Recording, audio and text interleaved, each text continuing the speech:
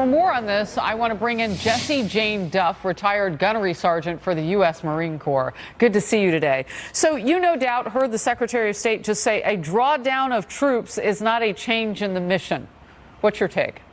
Oh, well, of course it's not a change in the mission. First of all, being in Syria was never authorized by Congress. We are really under a limitation of proving that this is an imminent threat under the original plan that fell under the 2001 law that allowed the authorization for military forces. So essentially, we really are pressured to pull out for our own legal obligations. But not only that, we have 5,500 troops in Iraq. We're negotiating with Iraq now to move the forces that are in Syria over into Iraq. That will allow us to ensure that we are watching ISIS, ensuring that they are not reviving their caliphate. But keep in mind, ISIS was once the size of Great Britain. They once had some of the largest cities in the region. They had the second largest city in Mosul, which collapsed last year when it was taken back. That is a huge accomplishment for our efforts. And not only that, they had a capital of Raqqa in Syria. Those things no longer exist. And when you don't have a caliphate, all you're doing is hiding in caves.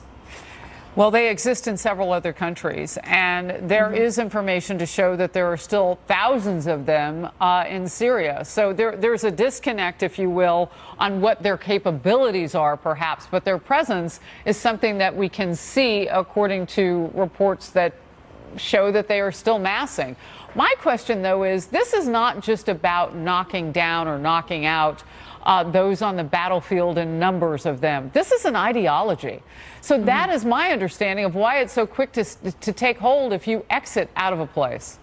Yes, ISIS is based upon an 8th century ideology of Islam, and that is the Sharia law being implemented. And without the headquarters, they are basically now all on the run, and it is very difficult for them to have the credibility they once had. You're correct. They are in other countries. They have expanded on other levels. But keep in mind, this is similar to what we are fighting with all of the terrorist-type organizations, such as Al-Qaeda, Taliban, and all the others that have destroyed human life with no reason. So what we're looking at is that this is not going to go away, but our presence in Syria does not have to be there. We need to utilize our allies. President Trump met with Muslim and Arab countries last year in May, and he asked that they get engaged. We need Jordan, we need Egypt, we need Saudi Arabia, we need the UAE. They all have to combine their forces and assist with this, because right now, although people are saying that the president is doing this for political reasons, it's not. I don't want to cut in, but I want to get to real quickly the second summit. You heard the president talking about it. He threw out a couple dates, the end of February,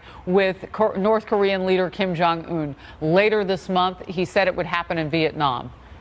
Your thoughts? This is absolutely exciting, because although there are always going to be critics, this president has persevered through all of it.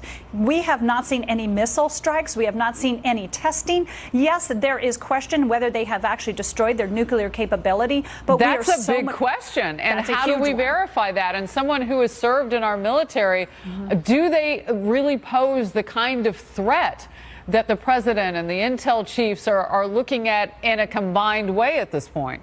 Well, they do pose a serious threat. First of all, many people. But are they on the same page is the question. They're probably not on the same page yet. That's why the president continues to persist. What I appreciate about this president is he didn't shut North Korea out of the world to allow them just to fester and go on with their decision to take over South Korea, because that is what their goal was. And Kim Jong Un's idea was that the nuclear weapons were pretty much a life insurance policy for him, because he saw that nobody could attack him. President Trump came to the table.